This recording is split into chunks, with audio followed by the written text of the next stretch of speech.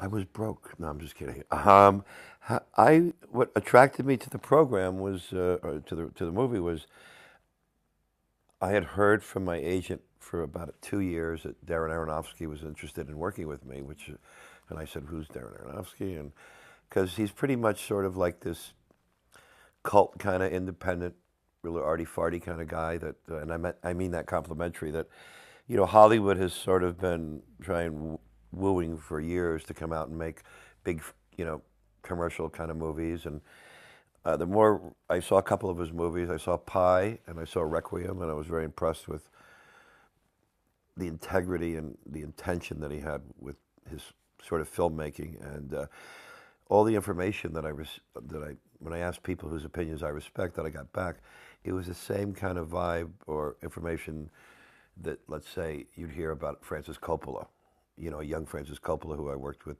years ago at Rumblefish, and then I met Darren.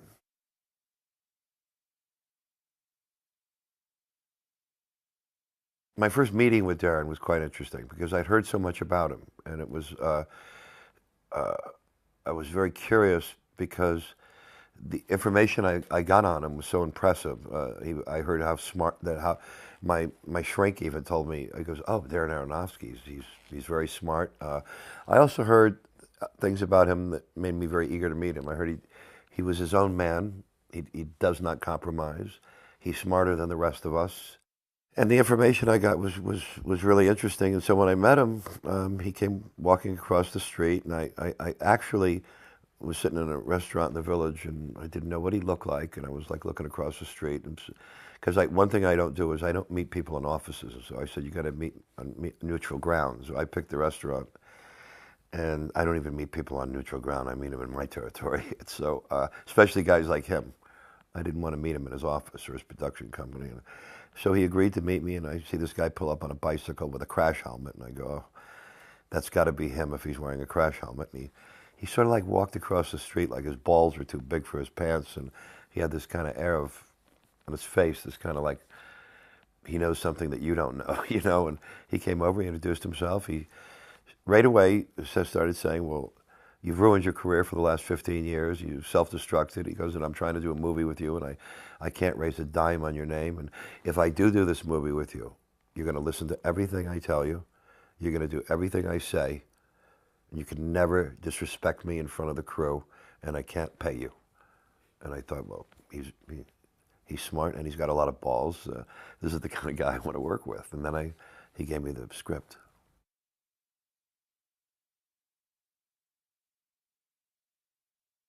When I saw the script, I was a little disappointed because, coming from a sports background, I didn't want to do, I thought, oh, a wrestling movie. I thought maybe I'd do, some kind of dramatic movie with him or a love story or, I don't know, a science fiction movie or something. But, the wrestling story was very, me coming from a professional boxing background, I had looked down on that sport because it's pre-orchestrated, it's predetermined the outcome, and it's like wrestlers. I thought, oh, no, they're like, and then I read it and I went, well, I thought, well, I've spent a lot of time in gyms and many more years than he has pumping iron and in gyms, and I didn't buy a lot of the dialogue. So I said to him, I said, look, I want to make this, you want me to do all those things you've asked me to do. I said, you have to trust me I want to make this personal. And so I said to him, how I would say, I said, the scenes with the young daughter, I said, this is what I would say. These are things in my life that I have said. Sometimes when there's somebody that you love a lot and who's getting ready to leave you, you only have like a few minutes to get your point across. That there's an air of desperation. You know that if you can't if you can't move this thing, you're going to lose her. Something that you love. So I made it personal, and I recalled moments that I had with my wife when she was taken off, and I used it because I don't have a daughter. So I just made a different change there, and Darren went with the flow with me on that, and so he let me rewrite all those scenes, and he let me write the speech at the end where I said, "Well, I never thought I'd be in here again," and I don't, I don't, I don't walk as good as I used to. I don't talk as good as I used to. I don't have as many teeth in my mouth, and I'm not as pretty as I was anymore. And I was mainly, and then I have to go on about, they told me I was washed up. They told me I was finished, and but I was really making it personal, talking about not being able to work in the acting business for 14 years. So he rolled with that, and then also the taboo subject of steroids. I said, listen, I've been in the gyms. I've heard everybody talk. I said, we have to incorporate this in because it's all about bodybuilding, steroids, how you look, take suntan and peroxide bottles.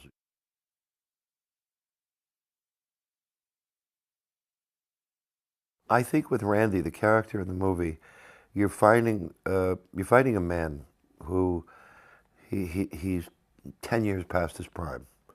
He has at one time in the 80s he was a big star. He was in Madison Square Garden wrestling in front of thousands of people. He had a wife at one time and a daughter, and when you're on the circuit like this, like with any sports, you travel a lot, and they drive a lot. They team up together and they share gas money and they go to different venues. And along the way, you lose contact with the ones you love. You lose contact with the ones you're supposed to be responsible for, and your loved ones, your wife, your daughter. And along this journey, he self-destructed, and he got older, and time's gone by, and I think it transcends just the wrestling sport. You could make a case for a footballer, who's moving on in age, and then they sell them to a team that's not too good, or a different league, or a boxer that just says, I just need one more fight. But he's already. My old boxing trainer said to me one time when I was very young, I was asking him about a question, and he says, Mickey, every night, every fighter in one night gets old. And for these men who are sportsmen, they have a regimen. And this is the main thing. They have a regimen. They get up, they do their run, they go to the gym, they have their fight coming up, they train. When they don't have that in their life anymore, whether it be wrestling, football, or whatever, a lot of them become lost souls, and it's a painful existence which relates to Randy because you're living in what I have been told, and what I've gone through. You're living in a state of hopelessness, and you're living almost in shame. I remember times over a 10-year period, I'd go into a 7-Eleven to buy a pack of cigarettes or something. There'd be several people in the store, and some idiot in the middle of the night would go, "Hey, didn't you used to be? Aren't you who you're?" And they say it real loud. It's like, Jesus Christ, let me get out of here, And sort of that's like how Randy, like, there's a scene in the supermarket where it's sort of like that.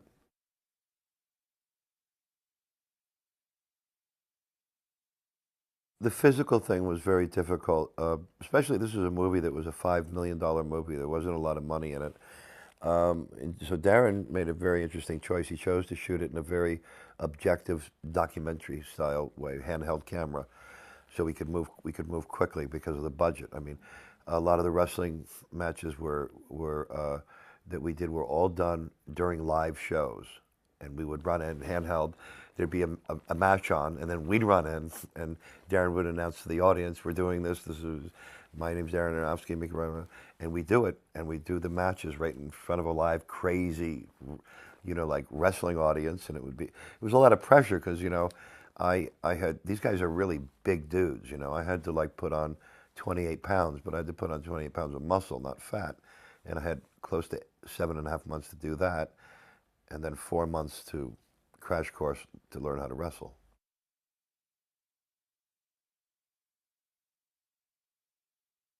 It really did because, I walk around at, 193 pounds and I got up to 228 pounds and, I started to move differently. I was eating several meals a day. I was lifting very heavy weights. I had hired this Israeli commando, this trainer who was brutal with me. It was like, 3 hours split routine, 3 hours of working out, 6, 7 meals. Every day he would cue me on what I was eating, and maybe some nights because I went back home to Miami to train, I'd be out in the clubs, at night, running around, and I'd walk into the gym, and he'd look at me and he'd go, "Fuck you," And I said, what? He goes, you were out last night drinking. I go, what? Yeah. I said, do I have to do cardio today? And he goes, go. And it was like, fuck, man. But I hired somebody who was strict with me. And because he was a military guy, especially because he was an ex-Israeli soldier, he wouldn't have me, he wouldn't have it.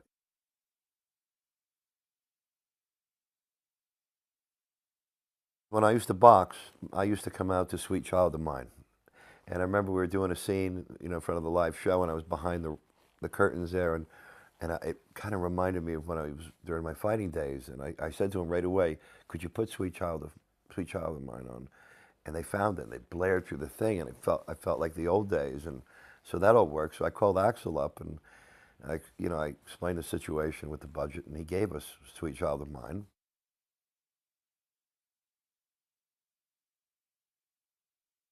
After about 6 days, I really felt that I went, this movie's going to be special. This feels like the best work I've ever done, and this feels like one of the best directors I've ever worked with. After 6 days, and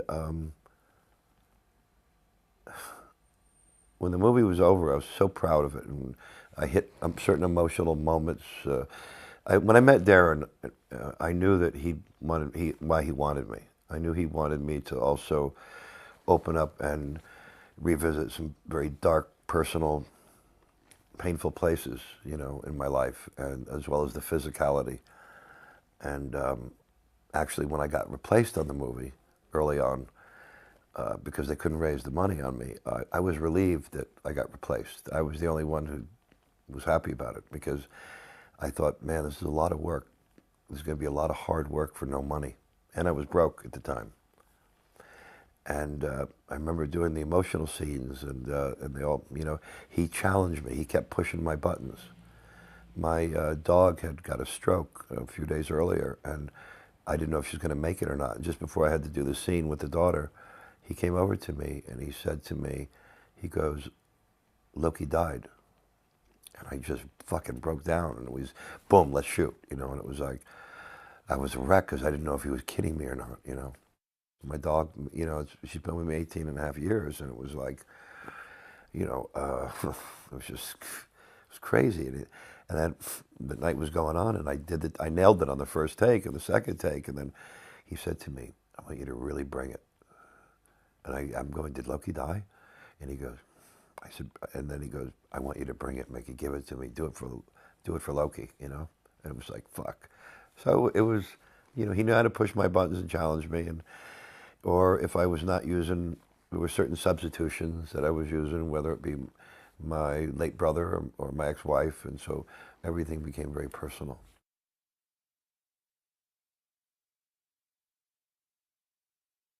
I've been out of the loop for about 14 years, so it was, they kept, in the last several years, as I started to get back into it, they'd give me a day here, 2 weeks there. I mean, my reputation was terrible, and I behaved terribly, and I'm the one that was the cause of it all. And so, Robert Rodriguez would give me a job here for a few days, or Tony Scott would give me a job, or Stallone would give me a job. Sean Penn put me in The Pledge in a really good role for one day, and and then gradually, because it was about being accountable. And, most of my career I wasn't accountable, and I didn't care about rules or repercussions, and I paid the price for it. It feels a little surreal, because when you've, when you like, I had a career for a little while, and then it was gone. And when you're like kind of like a somebody, and then you're a nobody for 14 years, and you're living, as my shrink would tell me, in a hopeless situation, because it's out of your hands. Because it was never about my acting; it was about my behavior. So so living in a hopeless situation, losing my career, my wife, my house, my money, my brother. Um, um, it was living in a hopeless situation with only hope. And you can go a long way on hope, even when you're like in the desert or in the dark and there's no daylight. So with all this happening now, I mean, after all these years, I'm very thankful. I'm grateful. Somebody said to me the other day, "Oh, now you can really stick it to Hollywood and tell them, I don't fuck off." And I don't. That's not the way I feel, because I'm the one that burnt all the bridges.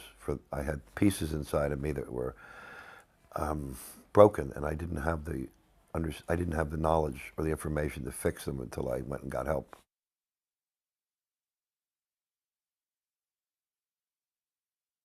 Well, I think a lot of my issues when self-destructed had to do with, I became very hard, and I came from a very violent background, and I handled things out of respect and pride and honor, sort of old school kind of mentality. And I think that really covered up issues I had of abandonment and shame, because it's more easy to walk around hard than it is feeling like worthless. And I think there's a big part of me that's always going to feel that way, and so I don't really like watching myself.